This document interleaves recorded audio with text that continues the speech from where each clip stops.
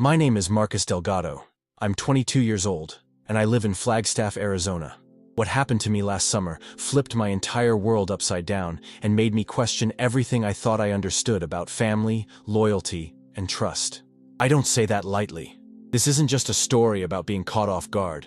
It's about being blindsided by the very people I thought would stand by me through anything. You think you're building a future with their support behind you? Until one day you realize they were already walking out the back door while you were busy looking ahead. I had just finished my third year studying graphic design at a private college in Denver. I was exhausted, mentally and physically, after surviving finals and juggling a demanding part-time job at a print shop downtown. I hadn't been home in over 8 months, not even for Christmas. My dad said they were traveling to visit relatives in Oregon, and honestly, I needed the money more than the nostalgia. So I stayed in Colorado over the holidays and worked double shifts to pay off part of my tuition. When the spring semester finally wrapped up, all I could think about was getting home, sleeping in my old bed, maybe going fishing with my younger cousin David like we used to do every summer. The drive took me just over 10 hours, and I didn't even stop for lunch. I was too eager. But when I pulled up in front of the house I grew up in, something felt off. The blinds were drawn, the porch light was off despite it being late afternoon, and the yard looked like no one had mowed it in weeks.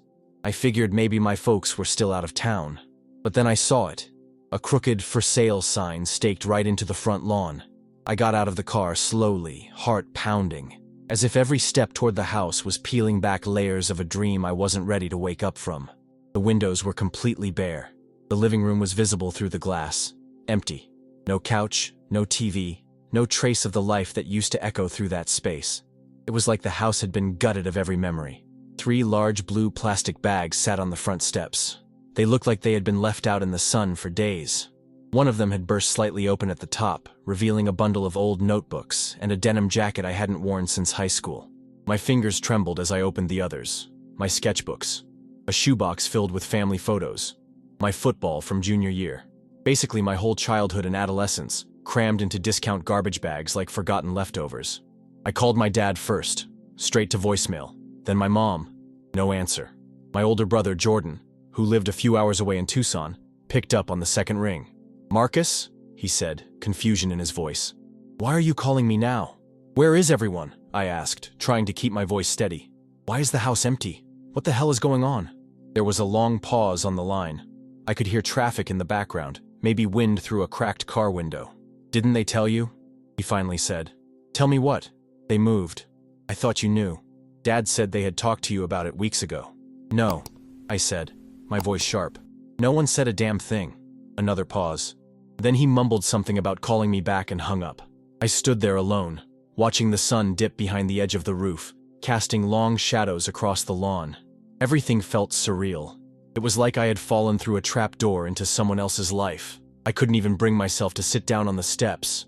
I just kept standing, one hand gripping my phone, the other resting on one of the trash bags like I was afraid the wind might blow it all away. Eventually, I drove to a cheap motel on the edge of town, one of those places that still gives you a real key and smells like damp carpet. I checked in for 3 nights and hauled the bags inside, one by one, pretending not to care that the guy at the front desk watched me with pity. That night, I didn't cry. I didn't scream. I didn't even call anyone else. I just sat on the floor, sorting through my past in silence. Old letters, thrift store trophies, ticket stubs from concerts I went to with friends I don't even talk to anymore. Every item was a reminder that somewhere along the way, I'd become disposable to my own family. I kept thinking, what did I do wrong? Was I not successful enough? Not present enough? I had sent them money when I could. I never got in trouble. I kept my grades up. I even helped design the flyers for my church's youth group back when I still lived there. So why was I left behind like a forgotten piece of luggage? The next morning, I reached out to Mr. Chapman, my former high school art teacher who had always encouraged me to pursue design. He now ran a small local studio downtown and had offered me mentorship when I was in my senior year. I told him briefly what had happened and asked if we could meet up. When I got to his studio, he greeted me with a firm hug and didn't ask too many questions. After I gave him the short version of the story, he said quietly, "You're welcome to stay in the spare room at the back of the shop if you need it. It's not much, but it's warm and safe. Take some time. You're not alone." That night, surrounded by paint-splattered canvases and the scent of old wood and turpentine, I started thinking differently. Maybe I didn't need to beg for answers from people who'd already decided I didn't matter. Maybe the better path was forward, not backward. Not revenge, not even anger. Just rebuilding something better from the wreckage. The days that followed moved slowly, but something in me had shifted. I didn't mope, and I didn't bother trying to call my parents again. The studio had this quiet energy, the kind that made you feel like your heartbeat could finally settle. Mr. Chapman gave me a key and told me to come and go as I needed. I slept in the tiny back room behind the framing counter, on a creaky cot with a faded quilt that smelled like cedar and thyme. There was no TV, no Wi-Fi, and barely any cell signal, but it was the first place I'd felt safe since pulling into that driveway. During the day, I helped out at the shop, restretching canvases, cleaning brushes, organizing inventory. And when I wasn't working, I was drawing. Not for school, not for grades or clients or competitions, just for me. I sketched out what I was feeling because words didn't come easy back then. I filled page after page with images of broken houses, silhouetted figures, tangled roots, and shattered glass. It wasn't pretty art, but it was honest. One morning, about 2 weeks after moving into the studio, Mr. Chapman walked in holding 2 coffees and dropped a flyer on the table. Local art nonprofit is hosting a community mural project, he said. They're looking for young artists with lived experience to help design a piece for the city's new transitional housing shelter. I didn't respond right away. I didn't know how to say I felt too bruised to be of use to anyone else. But he just looked at me and added, "It could be healing. For you, and for them." I ended up joining the project. The nonprofit was called Canvas for Change, and they ran workshops with local youth, many of whom had been in foster care or experienced homelessness. Our job wasn't just to paint. We were supposed to listen, collaborate, and turn the collective story of the shelter residents into something permanent and meaningful. The mural we designed took 6 weeks. It covered the entire east-facing wall of the shelter, a vivid explosion of colors and imagery, hands reaching toward light, trees growing from cracked soil, eyes that looked like they'd seen too much but refused to close. We painted side by side with the people who would live there, heard their stories, shared meals. And somewhere in the middle of all that, I began to forgive the version of me that had once believed family was the only source of love. I hadn't thought much about my parents during that time, not until I started getting the messages. It began with a voicemail from my dad. "Marcus, we need to talk. Please call us back." Then my mom, "We miss you. We didn't mean for things to go this way." Then Jordan, "Look, I know they messed up, but they're trying now, man." I didn't answer. I wasn't ready. And maybe more importantly, I didn't owe them anything. Still, every time I looked at my phone and saw another missed call, I felt that old knot in my chest tighten. Not guilt, exactly. Just a pressure to be the one to fix everything, like I always had. Around that time, Canvas for Change offered me a temporary role helping facilitate workshops. It wasn't glamorous, 18 an hour and long afternoons in overheated community centers, but it made me feel useful. One day, after a session at a middle school downtown, I was approached by a social worker who had sat in on our mural discussion. "You really have a way with the kids," she said, "especially the ones who don't talk much. You should think about doing this long term." I laughed, thinking she was being polite. But later that night, I thought about it again. And again. Maybe she was right. Maybe the path forward wasn't some high-paying design firm in a skyscraper. Maybe my work was here, in the real world, where stories needed telling and people needed someone who actually listened. About a month later, Canvas for Change announced they were applying for a state-funded youth mentorship grant. If awarded, the money would allow them to open a permanent studio space for workshops and hire a full-time outreach coordinator. The director, a bold and brilliant woman named Aria Nguyen, asked if I'd help write the proposal. I said yes, and we got to work. Writing that grant was like therapy and battle prep all in one. We collected testimonials, compiled photos from our murals, tracked outreach data, and built a case around how art could be a lifeline, not just a hobby, for vulnerable youth. Every page of that application felt like proof that I had rebuilt something from the rubble. Then, just 2 weeks before we were supposed to submit, I got a text from an unknown number with an Arizona area code. "Check your mail at the old address. Something came for you." At first, I ignored it, but curiosity eventually got the better of me. I called the number, and to my surprise, it was Mr. Larkin, our old neighbor from across the street. "I'm sorry to bother you, kid," he said, "but an envelope came addressed to you. Looks legal." I figured it might be important. He offered to open it over the phone. I said yes, holding my breath as I listened to the sound of tearing paper. It's from a law office, he said. Something about your grandfather's estate. It says you've inherited partial ownership of land in Montana. There's also mention of oil rights. Some royalties, I think. I nearly dropped the phone.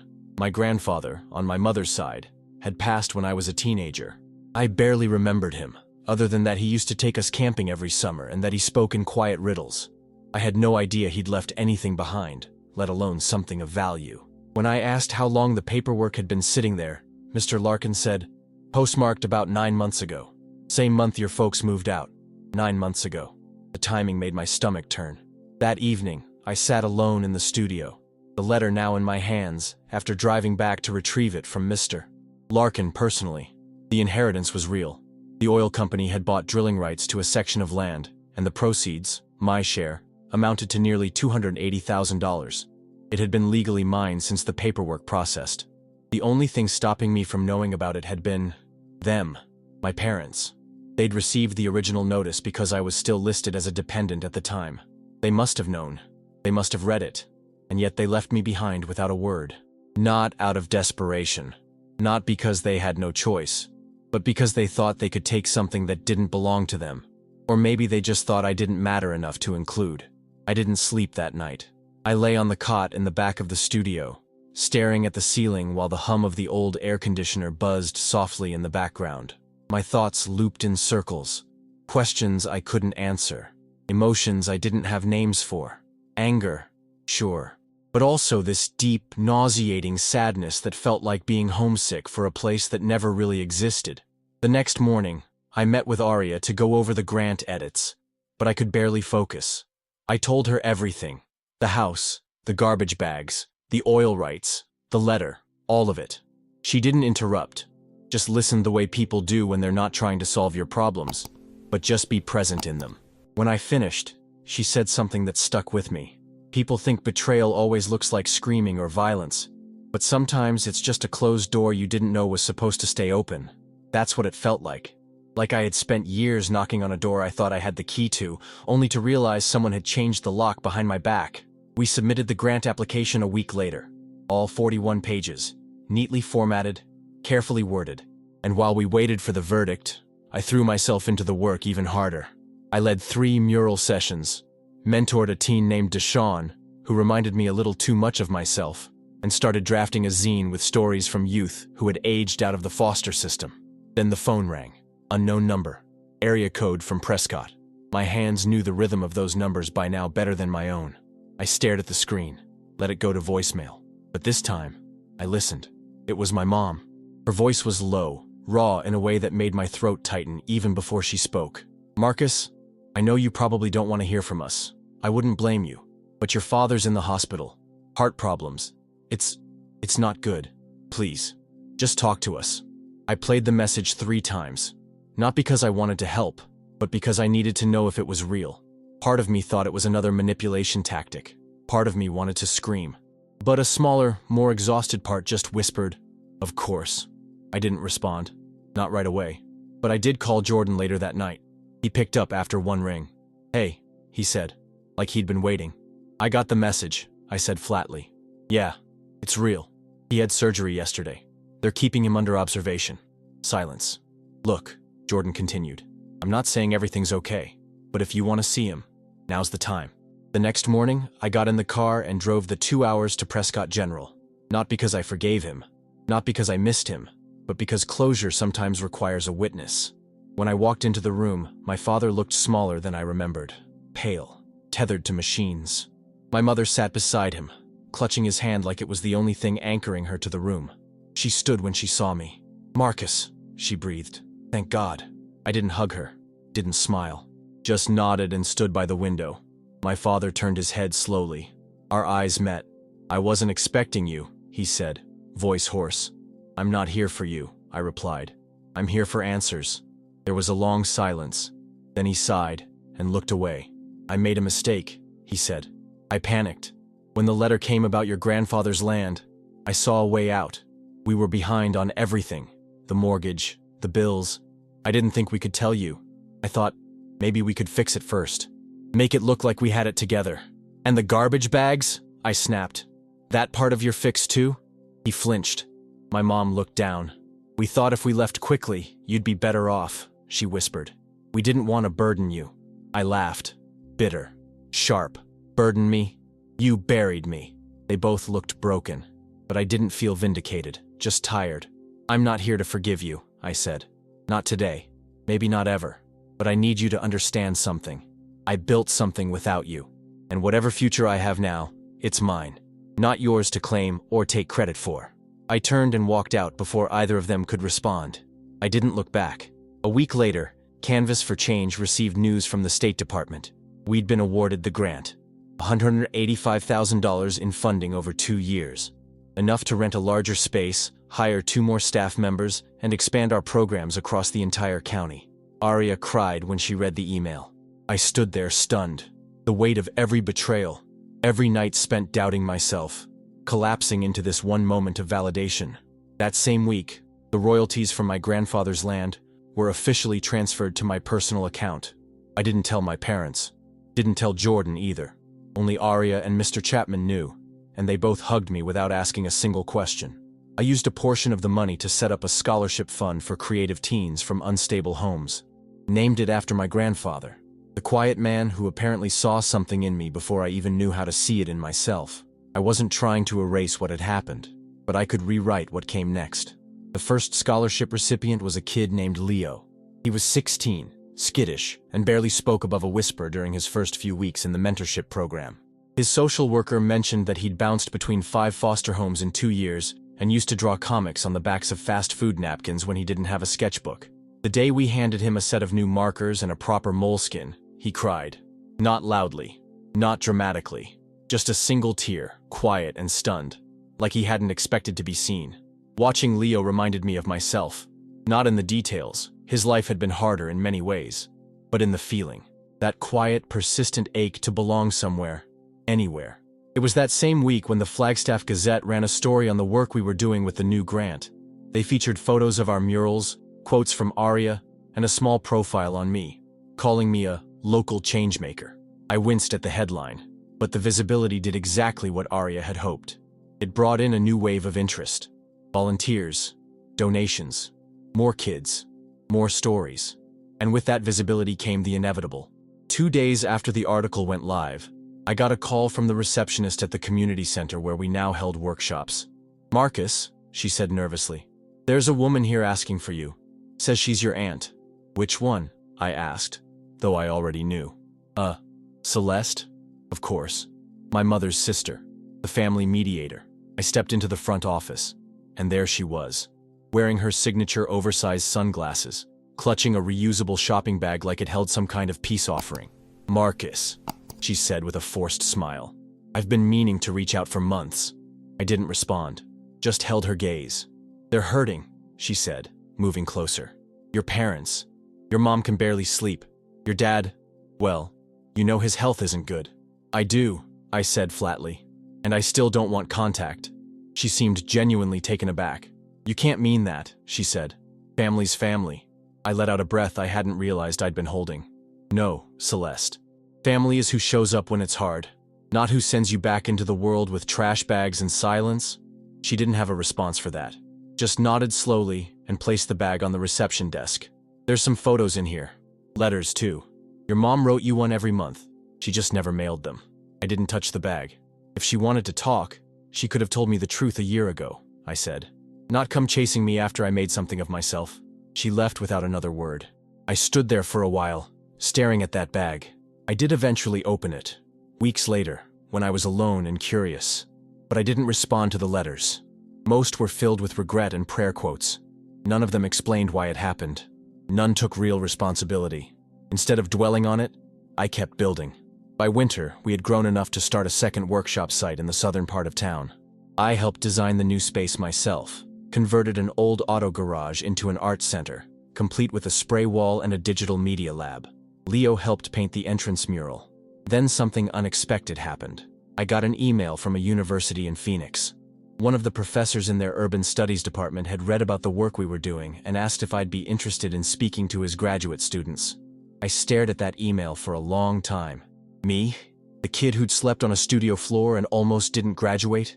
The one whose own family treated him like a burden? I talked it over with Aria, who smiled and said, "You don't owe anyone modesty, Marcus. You earned every inch of this." So I went. Drove down in a car that barely made it and stood in front of 25 students who all took notes as I spoke.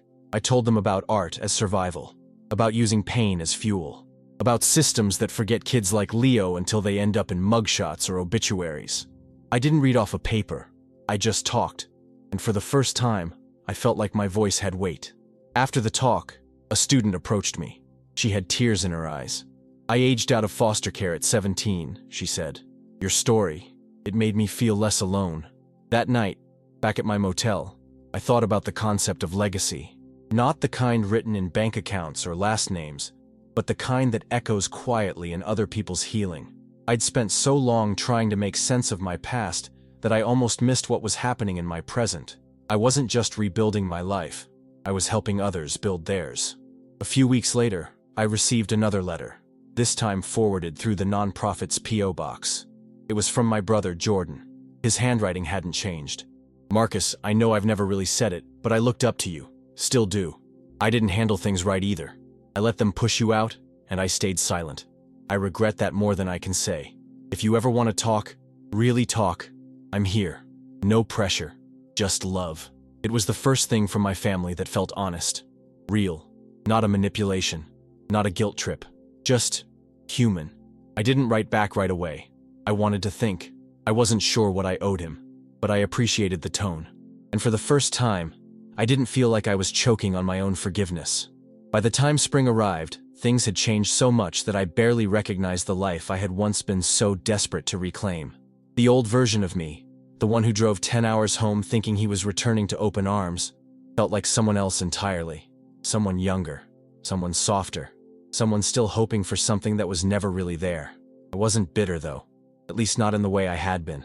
The anger had cooled into something more focused, into purpose. And the new version of me? He was doing things that mattered. The art center continued to grow. We started offering weekend courses for adults, mostly former foster youth and young parents looking for an outlet. I helped create a digital art program for teens interested in animation and design. Leo, now 17, was helping teach the intro classes. Watching him go from silent sketcher to mentor in less than a year made me prouder than any award ever could.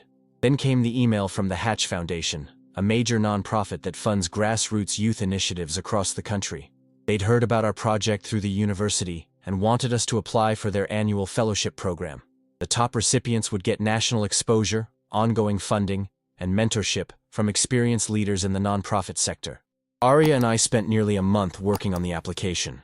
We rewrote our mission statement, polished our budget proposals, and included testimonials from parents, students, and community leaders. It was the most professional, high-stakes thing I'd ever worked on. A week before the submission deadline, I got a text from Jordan. "Hey man, I'm in town for a couple days. No pressure, but I'd love to grab coffee if you're open to it." I stared at the message for a long time. There was no guilt in it, no begging, just an open hand. I said yes. We met at a little diner on the west side, a quiet place I used to go to after late shifts in high school. When I walked in, he was already sitting at the booth, 2 coffees on the table. He stood when he saw me, no hug, just a nod. "Hey," he said. "Hey." We talked for almost 2 hours. About nothing and everything. About how he'd stayed behind, convinced himself things would fix themselves, and how watching me walk away had been harder than he admitted.